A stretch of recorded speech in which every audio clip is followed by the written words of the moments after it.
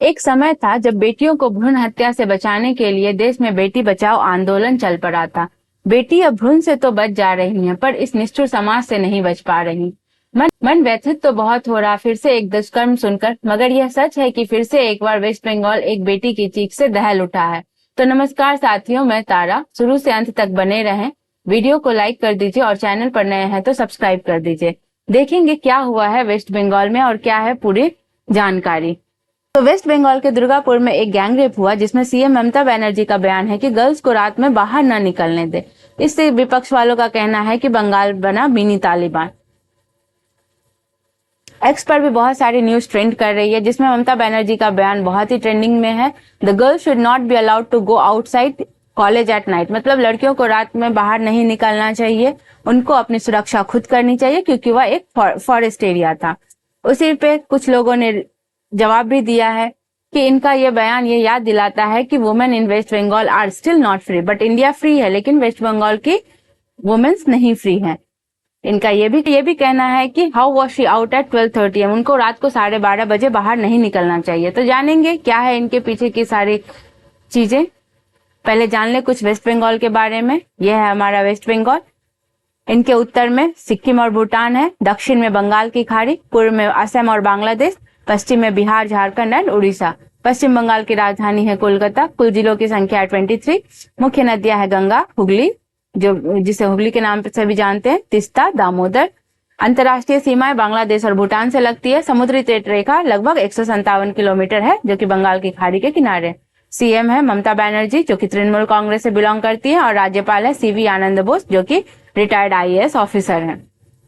तो वेस्ट बंगाल के दुर्गापुर में फिर से एक गैंगरेप का मामला सामने आया है। शुक्रवार को 10 अक्टूबर की रात को वो खाना खाने के लिए बाहर जाती हैं और लौटते समय उनके साथ ये दुष्कर्म होता है, जिसमें 3 लोगों की अभी तक गिरफ्तारी हो चुकी है। एसके रियाजुद्दीन, एसके फिरदौस और अप्पू।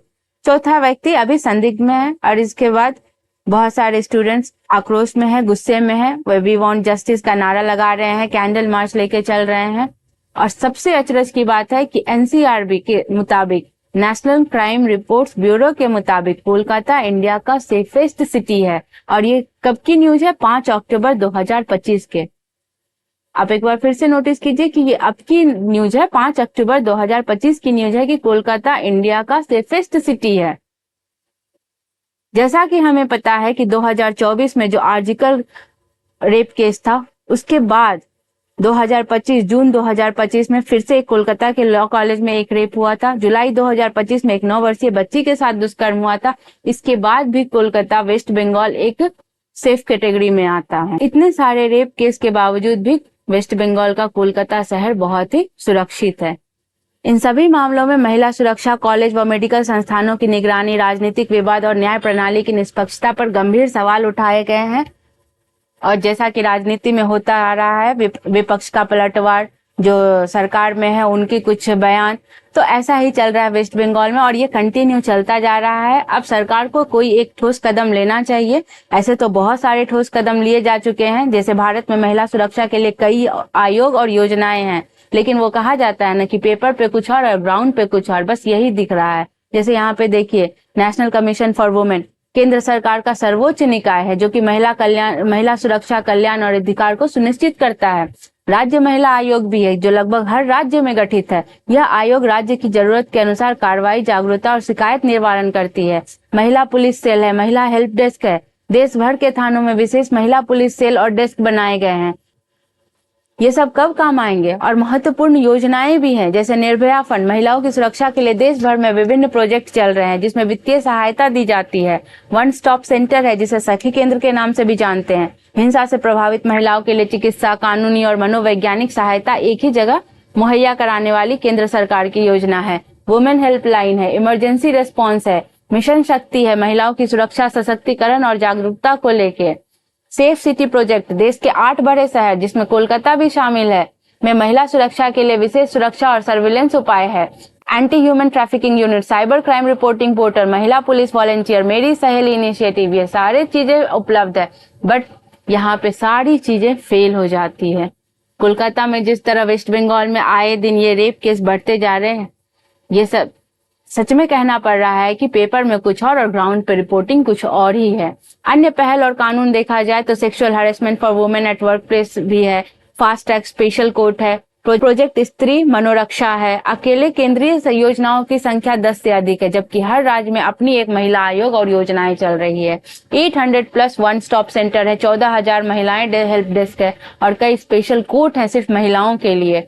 ये आयोग और योजनाएं मिलकर महिलाओं की सुरक्षा, मदद और सशक्तिकरण की दिशा में बहुआयामी कार्य कर रही हैं। उम्मीद करते हैं कि ये सारी योजनाएं और आयोग मिलकर काम करेंगी और वेस्ट बंगाल ही नहीं पूरे भारत को सुरक्षित करेंगी, जिसमें महिलाएं अपने आप को हर जगह सुरक्षित महसूस कर पाए, कहीं भी बेफिक्र घूम पाए, कहीं भी अपने एजुकेशन ले पाए। इस तरह की वारदात जो हमेशा आते रहती है और वेस्ट बंगाल में अब कुछ ज्यादा ही है, तो इस पे थोड़ा सरकार को भी नियम कानून, दोषी है उसको कुछ ऐसा पनिशमेंट देना चाहिए कि सामने वाला दूसरा जब ये दुष्कर्म करने के लिए सोचे तो उसके भी दिल दहल उठे, उसकी भी रूहें कांप उठे।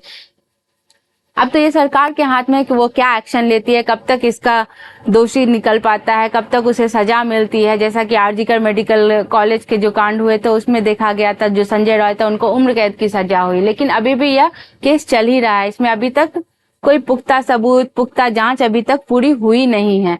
और जो ये शुक्रवार को 10 अक्टूबर को जो ये केस हुआ, इस पर नेशनल कमीशन फॉर वुमेन ने सुओ मोटो लिया है, स्वतः संज्ञान लिया है और उन्होंने इनके ऊपर जांच बैठाने की सिफारिश की है। तो क्या है ये नेशनल कमीशन फॉर वुमेन, ये भी जान लेते हैं, जो एग्जाम पर्सपेक्टिव से बहुत इंपॉर्टेंट हो जाता है। राष्ट्रीय महिला आयोग की स्थापना 31 जनवरी 1992 को राष्ट्रीय महिला आयोग अधिनियम 1990 के तहत की गई थी। यह आयोग जो है महिला के अधिकारों और कल्याण की सुरक्षा के लिए समर्पित है।